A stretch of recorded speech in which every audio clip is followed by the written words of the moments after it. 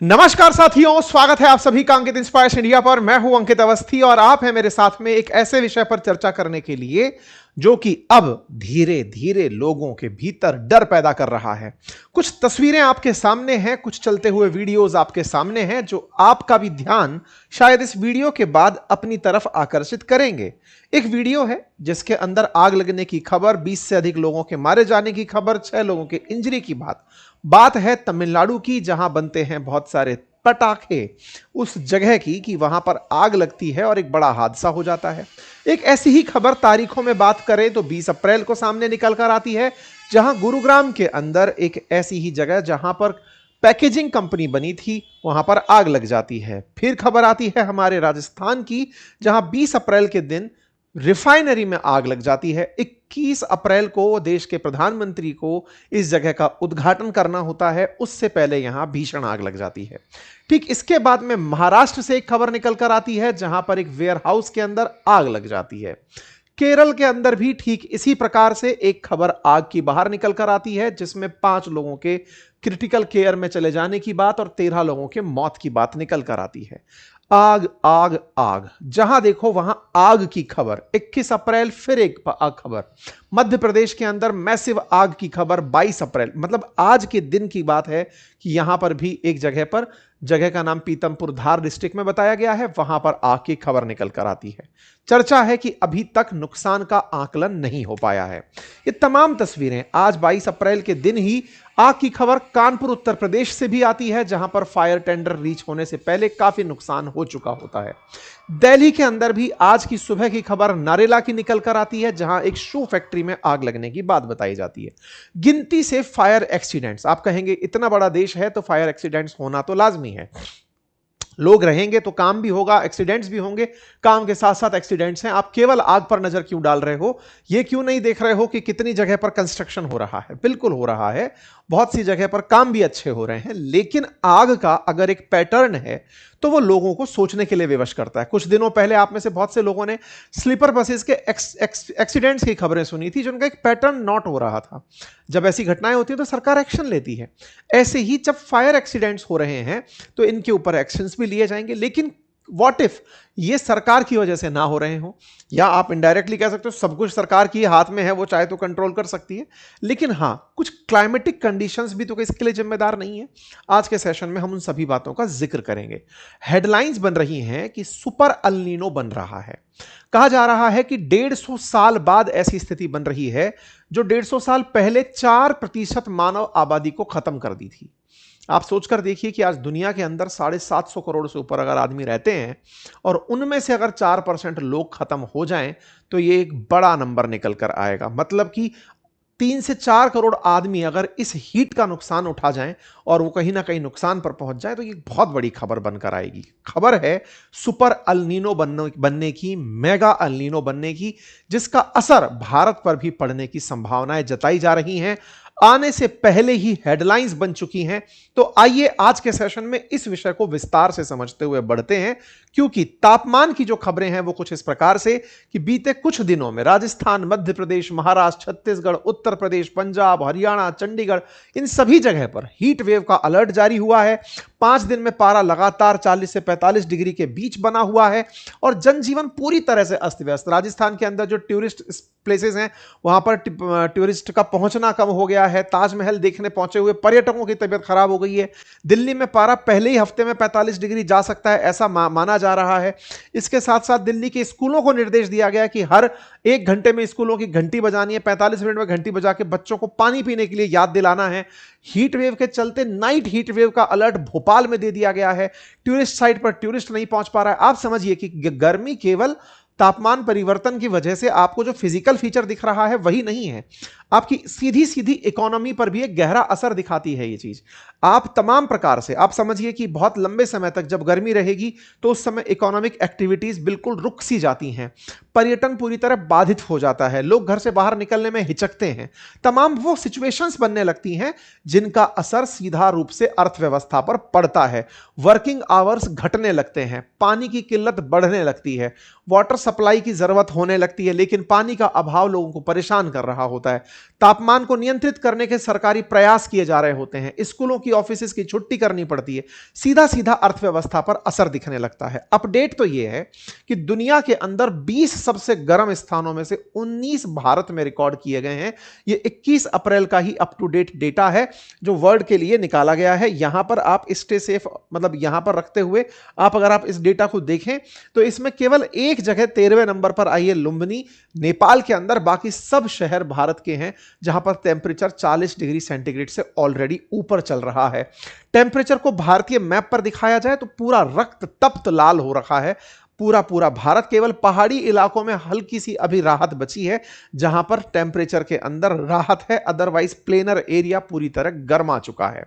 तो चलिए इसके कारण को समझते हैं। आप में से बहुत सारे लोग इसके पीछे का एंथ्रोपोजेनिक कारण बताएंगे कि सब मानवजन्य कारण है, इंसान ने ही ये सब किया है। बिल्कुल आप सही कह रहे हैं, लेकिन इंसान की अपनी एक लिमिट है और प्रकृति की अपनी एक लिमिट है। और प्रकृति कहां तक नुकसानदायक हो सकती है यदि इंसान ने उसके साथ छेड़खानी की, तो उसके नमूने को समझने का प्रयास करते हैं। हीट वेव के पीछे एक ज्योग्राफिकल फीचर जिसका नाम है अल नीनो, उसको समझने का प्रयास करते हैं। यह चर्चा इसलिए क्योंकि 1877 के बाद सबसे ताकतवर अल नीनो इस बार बनता हुआ दिख रहा है, जिसके चलते दुनिया के अंदर गर्मी, सूखा, महामारी जैसी सिचुएशन बन सकती हैं। जो पहले 4% आबादी को खा गया था, वैसा अल नीनो 2026-27 में बनता हुआ दिख रहा है। इसीलिए आप और हम इस विषय के ऊपर चर्चा कर रहे हैं।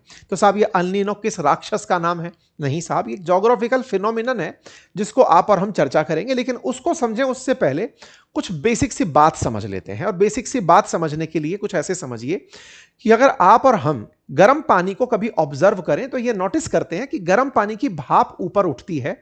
जहां पर वो उठती है, जितना ऊपर जाती है कंडेंस होती है, पानी की बूंद में बदलती है और गिर जाती है। आप घर में भी इस प्रयोग को मल्टीपल टाइम देखे होंगे। अगर घर के किसी बर्तन में आपने पानी बॉईल करने के लिए चढ़ाया है तो बॉईल होने के बाद पानी अगर किसी प्लेट पर जाकर के टकरा रहा है, वहां कंडेंस होता है, कंडेंस होकर बूंद के रूप में नीचे गिरने लगता है। ज्योग्राफी का ये सिंपल फिनोमिनन है, यानी कि गर्म हवा ऊपर उठती है और ठंडी हवा बनकर के नीचे, जब ऊपर उठती है और ठंडा होकर के नीचे वापस गिरती है। बारिश के पीछे भी यही कंसेप्ट बताया जाता है। कहा जाता है कि समुद्र का पानी जब गर्म होता है ना, तो वो पहले ऊपर उठता है और हर 163 मीटर पर 1 डिग्री सेंटीग्रेड के आसपास टेम्परेचर कम होता चला जाता है। तो ऐसे में वो और ऊपर ऊपर उठते उठते कंडेंस हो जाता चला जाता है। तो अपने जो क्षोभ मंडल वाला जो पार्ट है, ट्रोपोस्फेयर वाला, उसी में कंडेंस होते होते वो बूंदों में बदल जाता है, मिट्टी के कणों पर चिपक जाता है और फिर बारिश के रूप में बरस जाता है। सबसे ज्यादा टेम्परेचर अर्थ पर इक्वेटर पर होता है, भूमध्य रेखा पर, जहां अर्थ 2 बराबर भागों में से बांटती हुई दिखाई जा सकती है। जहां पर सूरज का टेम्परेचर बिल्कुल सीधा आता है, किरणें सीधी आती हैं, तो वहां पर उपस्थित जो समुद्र का पानी है वो तेजी से गर्म होता है और गर्म होकर के भाप बनते हुए आसमान में चला जाता है। फिर उस भाप को ट्रेवल होने के लिए अगर कोई मोशन मिल जाता है, कोई हवा मिल जाती है, कोई वेव मिल जाती है, तो वो उन क्षेत्रों में पहुंच जाता है जहां जहां पर प्रेशर कम हो रहा है। बस ये एक सिंपल सा फिनोमिनन है, अर्थात हवा का गर्म होने पर ऊपर उठना, दूसरा हवा का लो प्रेशर की तरफ मूव होना। ये 2 सिंपल फीचर अगर आप व्यवहारिक रूप से जानते हैं तो आप अल नीनो को बहुत अच्छे से समझ पाएंगे। बहुत आसान है कि गर्म हवा ऊपर उठती है, आप और हमने मल्टीपल प्रयोग में देखा, और उच्च दाब से निम्न दाब की तरफ हवा बहती है। यह भी आसान है समझना। अब यह आसान कैसे है? ऐसे समझ लीजिए कि अगर मैं आपके घर में किसी एक कोने के अंदर अगरबत्ती जलाऊं, तो अगरबत्ती जलाने पर उसके आसपास जितनी भी धुआं जनरेट हुई, समझिए कि धुआं का प्रेशर वहां बहुत ज्यादा हो गया। अब वहां से वो कम प्रेशर की तरफ, इसको लोग कहेंगे कम डेंसिटी की तरफ जाती है। लेकिन अगर इस धुआं को ही मैं कम से ज्यादा से कम की तरफ जाता हुआ देख रहा हूं तो विजिबल हो रही है ना। ऐसे ही अगर मैं आपके सामने कहूं कि एक जगह ज्यादा पानी भरा हुआ है, एक जगह कम पानी भरा हुआ है, ज्यादा पानी से कम पानी के अगर पाइप लगाकर जोड़ दिया जाए तो यह पानी अपने प्रेशर से कम पानी की तरफ बहने लगेगा। यानी कि एक सिंपल बिहेवियर है कि उच्च दाब से निम्न दाब की तरफ, क्योंकि प्रेशर ग्रेडियंट होता है, दाब प्रवणता होती है, तो चीजें बहकर जाती हैं। बहुत ही बेसिक सी बात है, हर व्यक्ति इसे जीवन में अनुभव करता है। अब इसको शब्द का नाम दे दिया गया। ये बिल्कुल वैसे ही है कि आसमान में से, पेड़ से एप्पल तो हर बार गिर रहे थे, न्यूटन ने आकर उन्हें ग्रेविटी का नाम दे दिया। तो आप भी इन सब चीजों को जानते हैं, ज्योग्राफी में इन्हें कुछ ना कुछ कह दिया गया, बाकी कुछ है नहीं। ठीक है, चलिए, तो अब ये 2 बातें आप और हम जब समझते हैं तो अब हम थोड़ा मैप को समझने के लिए आगे बढ़ते हैं। देखो भाई, ये वर्ल्ड मैप मैंने आपके सामने सामने प्रेजेंट किया हुआ है। वर्ल्ड मैप पूरा धरती अगर एक गोला है और उस गोले को बिल्कुल मध्य भाग में से बांटा जाए, मतलब यह समझा जाए कि धरती बीचों बीच से अगर बन रही हो, बट रही हो, तो वो कैसी बटे, तो यह भूमध्य रेखा है बीच में से जाती हुई, इक्वेटर जिसे कहते हैं, जहां पर सूरज का तापमान सबसे अधिक आता है, सूरज की सीधी रेखा सबसे, सीधी किरणें सबसे ज्यादा आती हैं। तो ये तो धरती पर आती हैं। धरती के अलावा समुद्र भी तो हैं साहब। तो ये जो समुद्र आप देख रहे हैं, इनमें से सबसे बड़े समुद्रों में से एक है जिसका नाम है पैसिफिक ओशियन। यही सारा की सारा धरती पे समझिए बवाल का जड़ बना हुआ है। और ये जो पैसिफिक ओशियन है ना, इसी को आप और हम डिस्कस करेंगे। दूसरा ओशियन है साथियों अटलांटिक ओशियन, और तीसरा ओशियन है इंडियन ओशियन। अब बस एक एक करके हम सबको समझेंगे।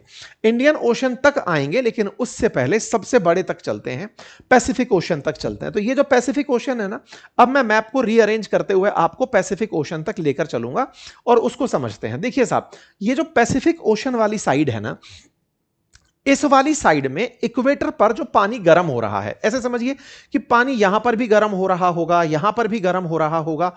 पानी जहां पर गर्म होता है वहां से ऊपर उठ करके आसमान में जाता है, आसमान में जाकर वेपर बनती है और वेपर बनकर मतलब बरस जाती है। अब समझिए, ये अपने इक्वेटर वाला साइड है, ये कॉन्गो वाला, अफ्रीका वाला साइड है, यहां पे खूब बारिश होती है। तो यहां पर गर्म पानी अगर भाप बनकर बना है, तो वो पानी साउथ वेस्ट मानसून के रूप में बह करके भारत की तरफ उच्च दाब से निम्न दाब की तरफ बहते हुए चला आता है। यानी आसमान में जो हवा उठी थी, जहां हाई प्रेशर बनाई, वो बना करके यहां पर लो प्रेशर की तरफ बहने आ गई। इसके पीछे कोरियोलिस बल्ब जिम्मेदार होता है।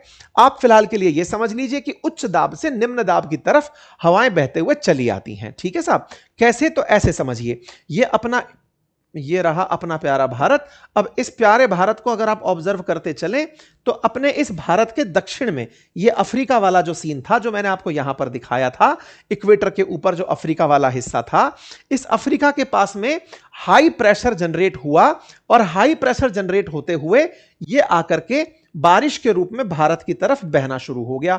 तो भारत के अंदर बारिश आ जाती है। अब ये कहेंगे साहब, ये सब बातें हमें क्यों बता रहे हो? इसको बताने के लिए अब मैं आपको थोड़ा और ज्योग्राफी में डीप डाइव कराने का प्रयास करता हूं।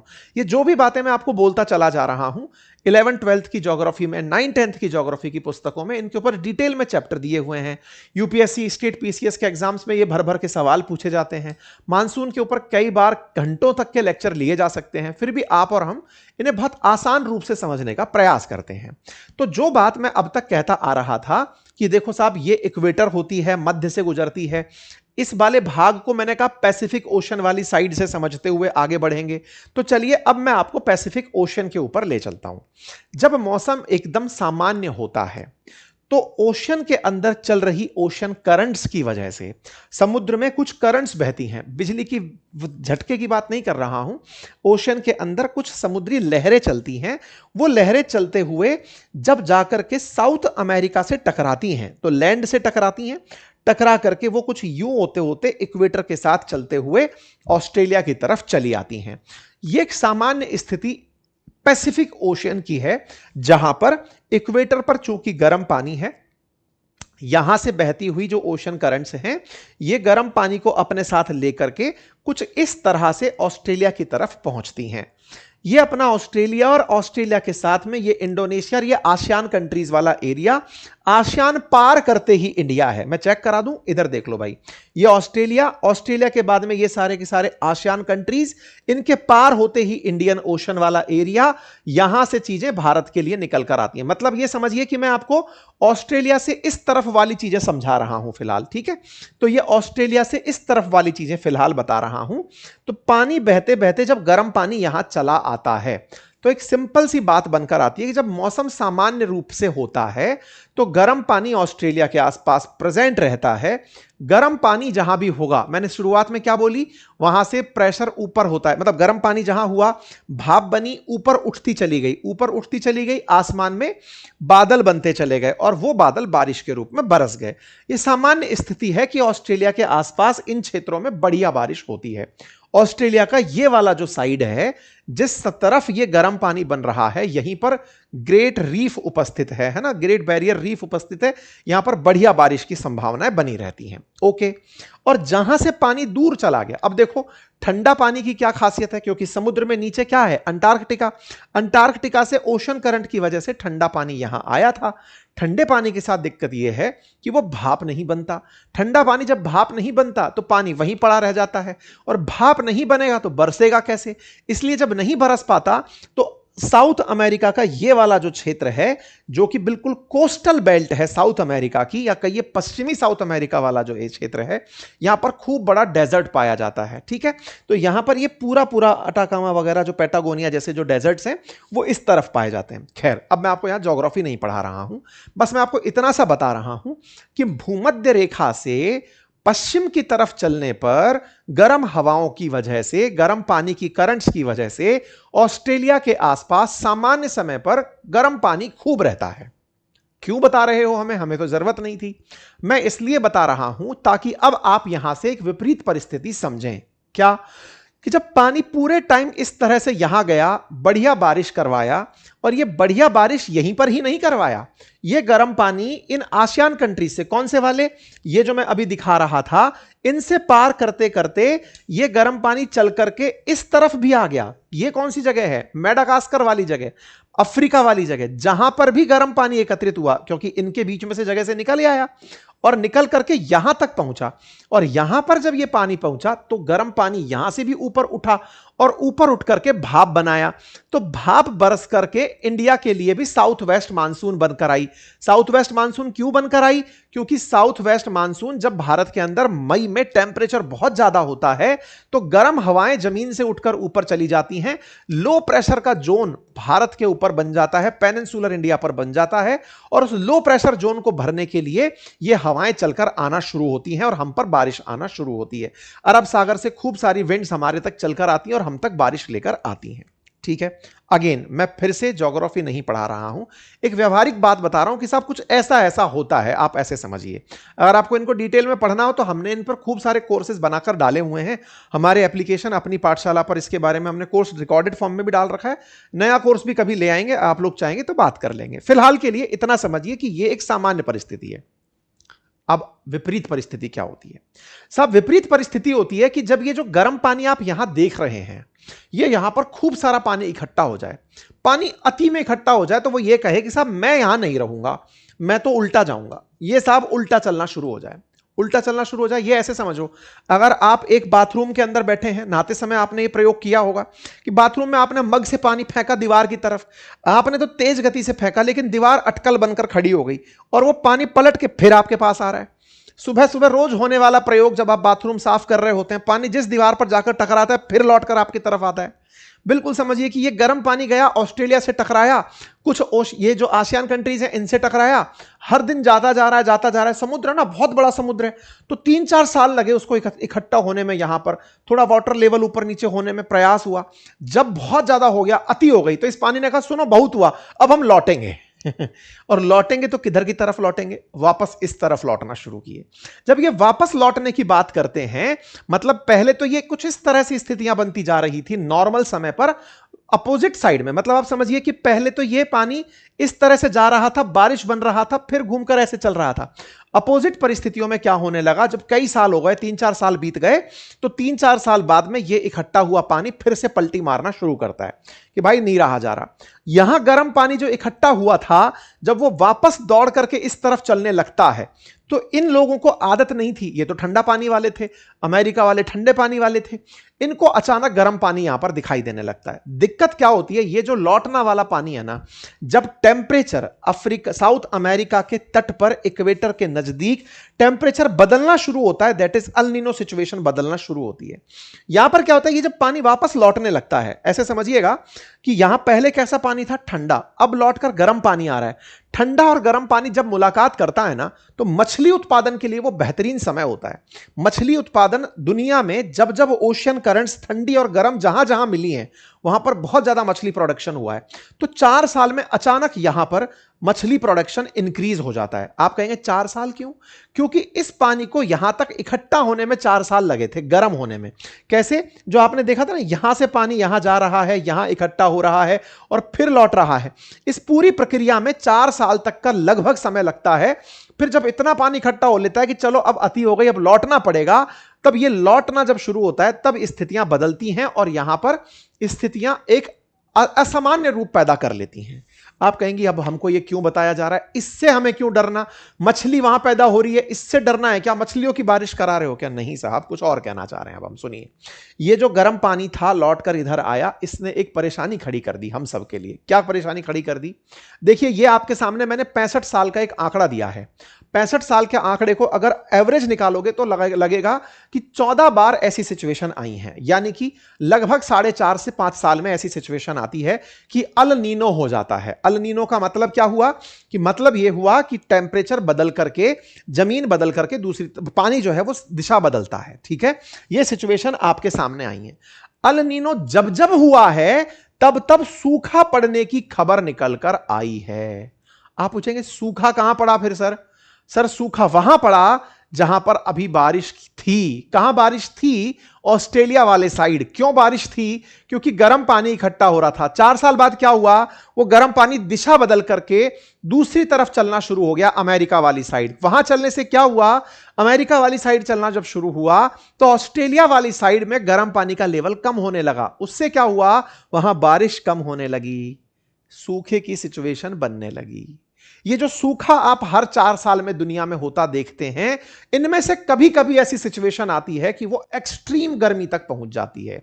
ये आपके सामने लेवल बने हुए हैं जब एक्सट्रीम पर टेम्परेचर की वजह से परिवर्तन आए हो और उनका असर पड़ा हो। तो अब आपके सामने सिचुएशन वापस से एक बार दोहराई जा रही है और वो ये है कि जो ये सामान्य परिस्थितियां थी, तब भारत के क्या हाल थे वो भी जान लीजिए। देखिए, जब इक्वेटर के इस क्षेत्र में आप लोगों ने गर्म पानी होते देखा, तब इधर खूब बारिश हो रही थी और यही बारिश, ये गर्म पानी पार होकर के इधर से इंडियन ओशन होते हुए मेडागास्कर तक पहुंचा था। यही बताया था ना मैंने आपको यह बताया था कि मेडागास्कर तक पहुंचा था गर्म पानी, तो भारत पर भी बढ़िया बारिश लेकर आया था। लेकिन जब गर्म पानी यहीं से लौटना शुरू हो गया तो वो इधर की तरफ आना रोक देता है।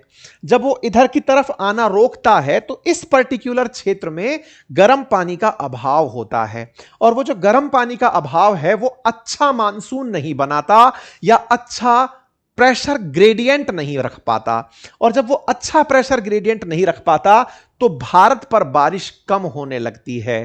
तापमान तो बढ़ते चले जा रहा है क्योंकि क्लाइमेट चेंज है और रही सही कसर पूरी कर दी बारिश की कमी ने। जब जब अल नीनो सिचुएशन आती है, कहा जाता है कि भारत पर बारिश कम होगी और तापमान बढ़ेगा। उम्मीद है कि आप इस फैक्टर को समझ पा रहे हो जो 4 से 5 साल में बनकर आता है। अब आपके दिमाग में एक प्रश्न बनेगा, तो सर अभी तक की जो जानकारी थी वो 2018-19 में थी, अल नीनो का बहुत असर पड़ा था 15-16 में।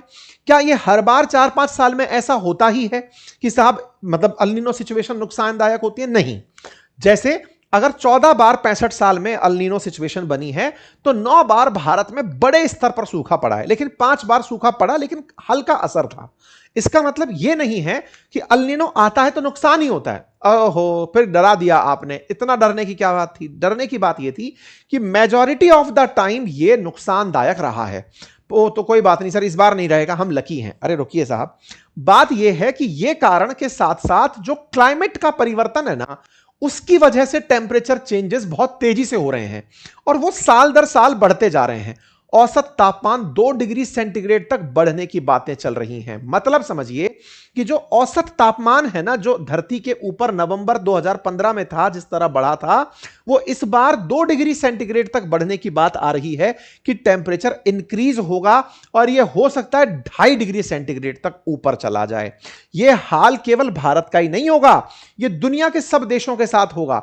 ऑस्ट्रेलिया के साथ होगा, अमेरिका के साथ होगा, तमाम उन देशों के साथ होगा जो अल नीनो का सुपर अल नीनो बनने पर, ये जो एकदम रक्त तप्त लाल कलर देख रहे हो, ये लाल कलर बढ़ते टेम्परेचर का असर है। और ये बढ़ता टेम्परेचर जिस जिसको चपेट में लेगा उन सबका नुकसान होगा। 140 साल बाद कहा जा रहा है कि ऐसा super El Nino type situation बनता दिख रहा है। आप कहेंगे नहीं बना तो नहीं बना, क्लाइमेटिक कंडीशन से आज नहीं तो कल होंगी, लेकिन इस बार की सबसे ज्यादा संभावना 26-27 में जो व्यक्त की जा रही है वो पॉसिबल सुपर अल नीनो की व्यवस्था की बात कही जा रही है। 1877 के बाद सबसे बड़े अल नीनो की बात कही जा रही है, मतलब टेम्परेचर रिवर्सल की बातें कही जा रही हैं, भारत पर सूखे की बातें कही जा रही हैं। और अगर ऐसा हुआ तो फोरकास्ट है फसलों का कि दुनिया में बहुत सी जगह फसलों पर असर सीधा सीधा दिखाई देगा। टेम्परेचर बढ़ेगा तो दिल्ली, एनसीआर, राजस्थान, उत्तर भारत के पहले ही में ही टेम्परेचर पार होता हुआ दिखाई देना शुरू हो चुका है। टेम्परेचर बढ़ता है तो पानी घटता है। पानी घटने का केंद्रीय जल आयोग ने बीते 9 अप्रैल 2026 को अपने लेटेस्ट रिपोर्ट में जारी करके बताया कि 166 जलाशय और 20 नदियों में पानी की चिंता होना शुरू हो चुकी है। जलाशयों में आधे से भी कम पानी रह चुका है। पानी धीरे धीरे अपने औसत स्तर से कम होता जा रहा है। अगर 100 लीटर की कैपेसिटी थी किसी, मान लीजिए तालाब के अंदर या डैम के अंदर, तो वो 44% तक ही रह गया है। ये जलाशयों का जो हाल है, ये सेंट्रल जल आयोग के अंदर 166 जलाशयों की जानकारी निकालकर बताया गया है और कहा गया है कि धीरे धीरे जलाशयों का जल स्तर घट रहा है। और नदियों की बात जहां तक की जाए तो गंगा में अभी उसकी कैपेसिटी का 53.8% ही पानी है, गोदावरी में 47.58%, नर्मदा में 46%, तापी में 60%, कृष्णा में 31%, कावेरी में 42% पानी है। इसका मतलब औसत में 50% से भी कम पानी पर नदियां बह रही हैं। मतलब यह है कि ये दोनों ही परिस्थितियों को अगर आप ऑब्जर्व करें तो टेम्परेचर के हालात चिंताजनक हैं। आप और हम क्या कर सकते हैं? अपना ख्याल रखें और अपने साथ साथ पर्यावरण का भी ख्याल रखें। तापमान बढ़ाने वाली जो भी कारक हैं, फिर चाहे पौधों का कटना हो, अत्यधिक ऊर्जा का उपभोग हो, फॉसिल फ्यूल का उद्वहन हो, इन सब से हमें बचना होगा। और खुद की सेल्फ केयर करने के कुछ नुस्खे हैं, ये आपके सामने शो किए गए हैं। खाली पेट ना रहें, बहुत ज्यादा तला भुना ना खाएं, लंबे समय तक धूप में ना रहें, कोल्ड ड्रिंक्स और सवार शराब के सेवन से बचें, तेज रफ्तार काम और एक्सरसाइज से बचें। और जो कर सकते हैं, ज्यादा से ज्यादा पानी, ताजे फल, ढीले कपड़े और दोपहर 12 से 3 के बीच में दोपहर बाहर निकलने के काम से बचें। तमाम चीजें आप अपने लिए ध्यान रखते हुए आगे बढ़ें। तो उम्मीद है कि आप अपना ख्याल रखेंगे। मैं ये एक्सपेक्ट करता हूं कि मैंने जो आपको एक फैक्टर समझाया वो आपके समझ में आया हो। अगर आया हो तो अपने साथियों से इसे जरूर साझा करिएगा। चैनल पर नए हैं तो सब्सक्राइब कर लीजिए। बाकी फिलहाल के लिए इतना ही। हमारे तमाम सोशल मीडिया प्लेटफॉर्म्स में से लिंक्डइन का लिंक हमने कमेंट बॉक्स में पिन किया है, आप उसे ज्वाइन कर सकते हैं। चैनल पर नए हैं तो सब्सक्राइब कर लीजिए। बहुत बहुत धन्यवाद।